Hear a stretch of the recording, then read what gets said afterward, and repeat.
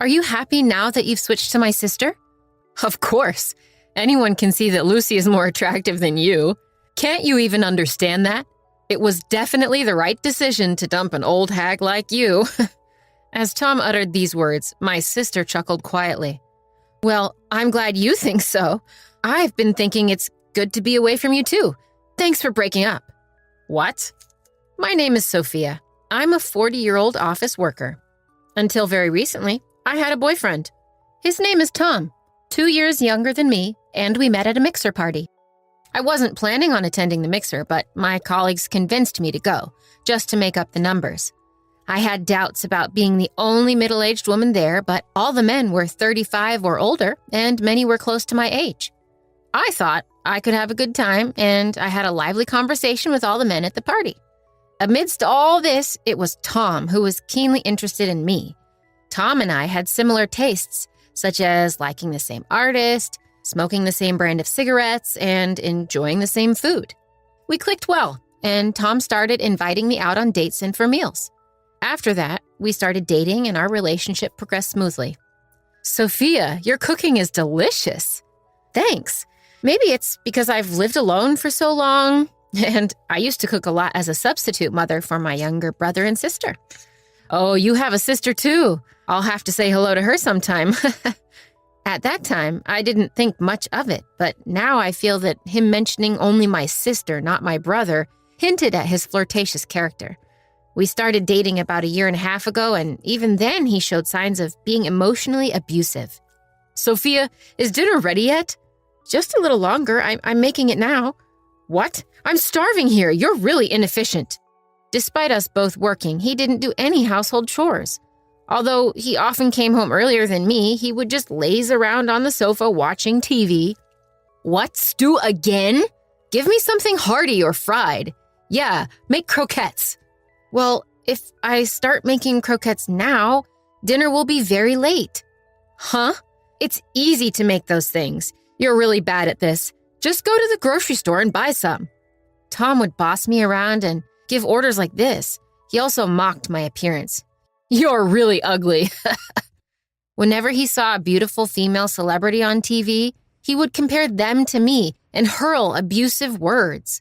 He would also call me an old hag, which was quite ironic coming from him, who was only 2 years younger.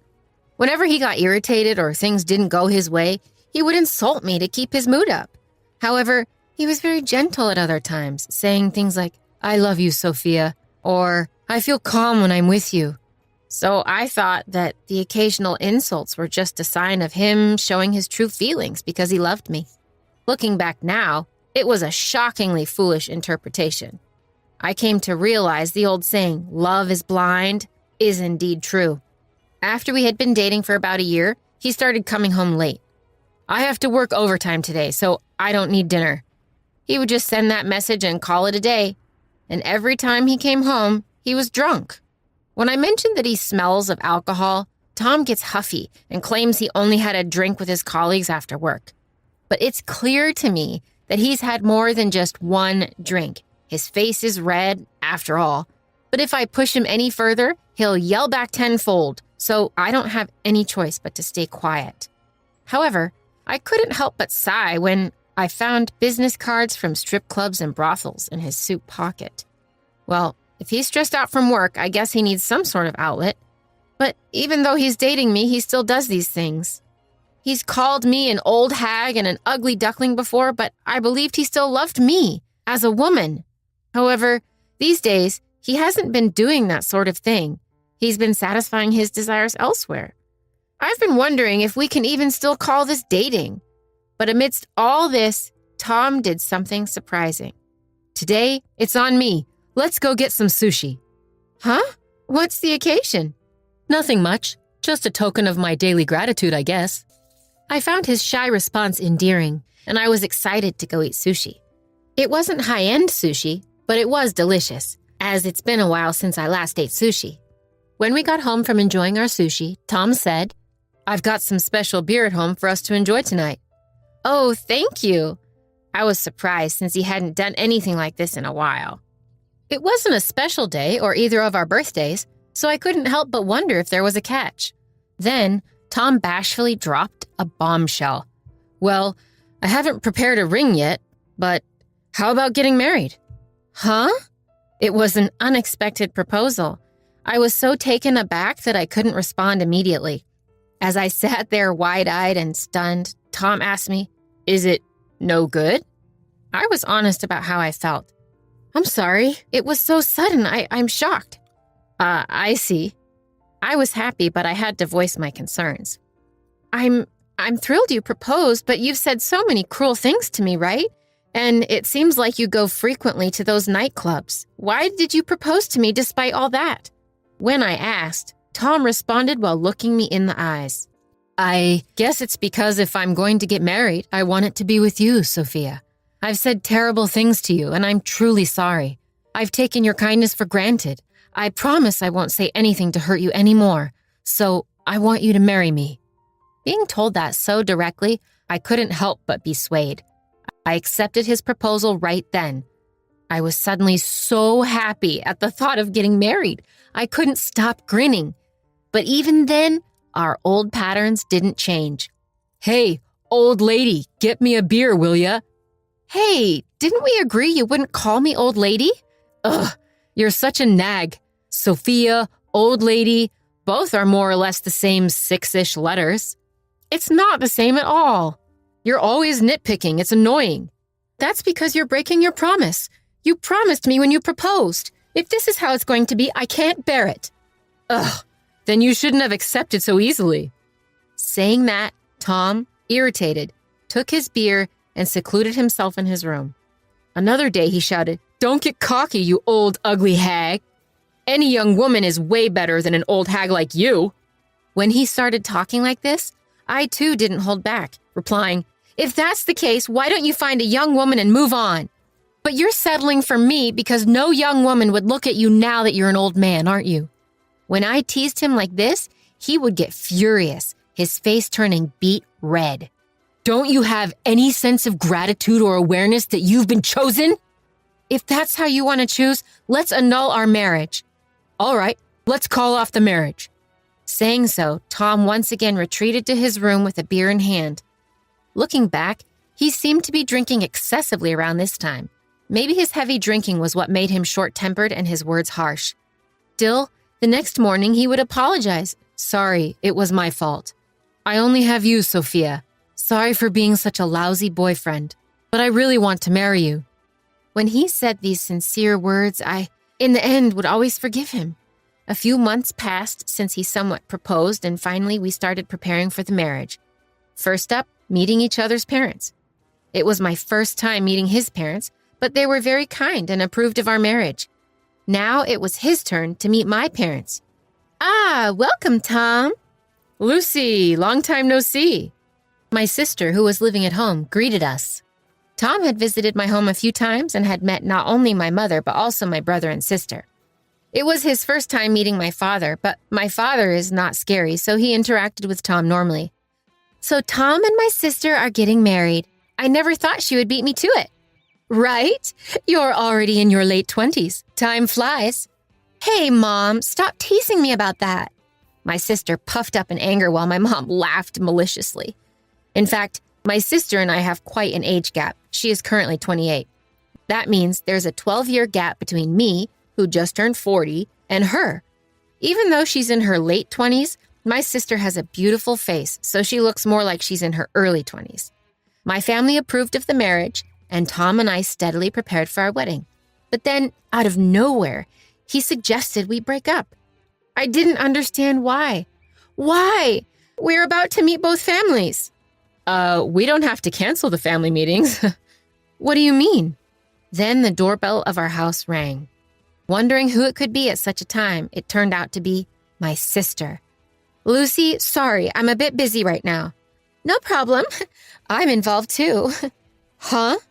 With that, my sister strode into our house.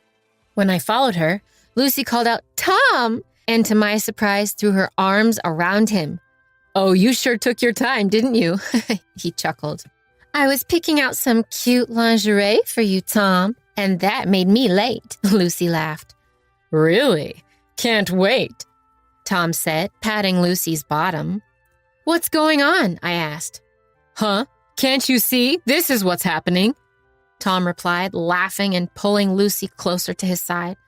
I'm sorry, sis. I fell in love with Tom, and he fell for me too. So I'm going to be the one marrying him, Lucy announced, followed by a guffaw. Unbelievably, just before our wedding, Tom switched from me to Lucy, as if she had just proposed to him. I felt like I was about to faint from shock. We'll be moving to our new home now, Tom said, heading into his room and coming out almost immediately. It appeared that he had already packed his belongings. You'll be alone again, sis, but you're already 40, so isn't it fine to stay single? Lucy taunted with a malicious laugh.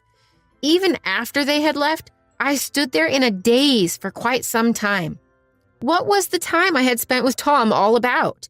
Upon reflection, he was a worthless scumbag, but he must have had some charm, too. The loss of him brought me intense grief. I cried for a while. It wasn't until I reached out to a friend and talked to my younger brother on the phone that I began to feel a bit calmer. As I calmed down, I was able to think more clearly. As my mind cleared, I felt pure anger rising towards Tom and Lucy. I wanted to pay them back, to make them regret Tom breaking up with me. With that in mind, I decided on a plan for revenge. When I told my brother about it, he agreed to help me. A few days later, the day came for the two families to meet. Apparently, Tom had not yet informed his parents, as they greeted me with, "Thank you for marrying Tom." My parents, too, seemed to be in the dark, greeting the other couple as Sophia's parents. Then, Lucy dropped the bombshell. Actually, I'm the one marrying Tom. Both sets of parents were thrown into confusion, questioning Tom and Lucy, then turning their questioning to me. Tom and I broke up recently. He seems to have taken up with Lucy, I said. While both sets of parents were angry, I calmed them down, saying I was no longer angry and that they should accept the marriage. The meeting ended on an awkward note. And soon after, Tom and Lucy announced they were getting married. They seemed grateful that I had smoothed things over and invited me to the wedding. I attended the wedding not as the bride, but as a guest. As the ceremony approached and the room began to fill, I headed to the room where Tom and Lucy were waiting. When I entered the room, they were happily chatting. The place where Lucy sat should have been mine, but I no longer felt any envy. "Tom, Lucy, congratulations on your wedding," I said as I entered the room. They seemed surprised to see me, but quickly approached with smug smiles. "You really have some nerve, don't you? Any normal person wouldn't come to the meeting or the wedding after being dumped by their boyfriend for their sister." "You're definitely a bit off, aren't you?" Lucy added, grinning. I asked Tom with a gentle smile on my face, "Are you happy now that you've switched to my sister?" Then Tom burst into laughter and said, "Of course. Anyone would agree that Lucy is more attractive than you. Can't you see that? It was absolutely right to ditch an old hag like you." Hearing Tom's words, my sister Lucy giggled as well. "Good for you. I'm glad I'm free from you too. Thanks for breaking up with me." "What?" Tom seemed flustered, not expecting such a response from me. My proud sister, irritated by my composed statement, bit back. "Sophia, you must be envious. You're pretending to be strong, which is lame. You must be unbearably regretting that I took your boyfriend, right?" "Well, anyone who's happy about being cheated on is just a pervert and the minority.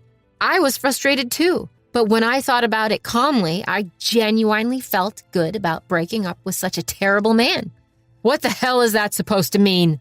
"As you said, you've called me an old hag and have been overly dominating. If we were married, that would count as emotional abuse, and I could sue for damages, you know. Imagine how horrible a husband you'd become if you already acted this way while dating." My sister's face turned pale at my words.